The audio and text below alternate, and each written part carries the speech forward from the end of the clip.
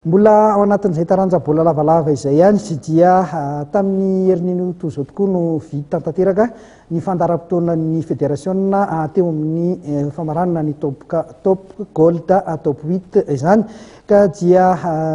mitohy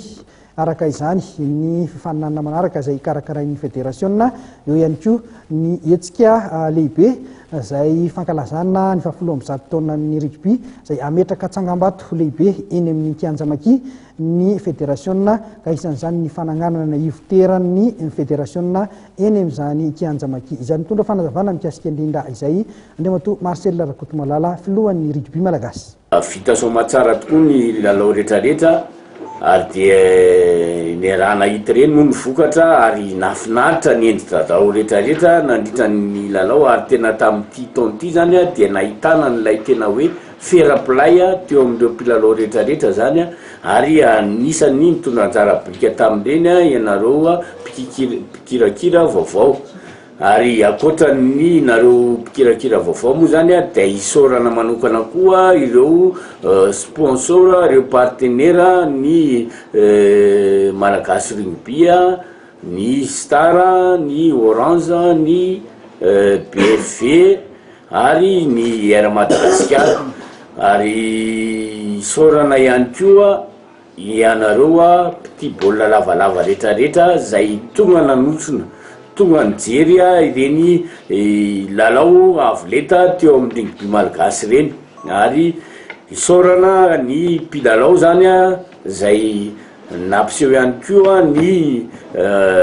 tsaikefa sy ny teknika ava tamin'ireny lalao ireny akoatran'izay moa dia nampisehovanareo tokoa ilay firalahina maha-rugby ny rugby zany teo amin'ny fanaovana sy famitana ny tompon-dakana Madagasikara iny ary mino somanantena fa mbola hitohy zany avoleta asehonareo mpilalao zany amin'ny coupe du président ary indrindra amin'ny coupe d'Afrique zay atao eto amintsika amin'ny volana jiona. Zay ngambany no zava-dehibe sy tiana ho ampitaina amin'ny tontolon'ny baolina lavalava. Akoatran'izay moa dia hiditra tanterakantsika zany amin'ny fandaharana manaraka dia ny 55e édition ny coupe du président miaraka amin'ny famaranana ny 70 taona ny Malagasy Rugby. Zay zany no fandaharam-potoana manaraka. Eto dia tiako marihana fa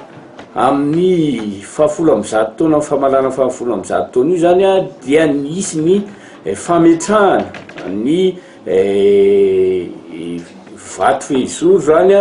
ny fanorenana ny centre de formation et de réinsertion sociale na tranobe Malagasy Rugby zany eo koa eo andaniny zany ny fanamboarana trano madinidinika zay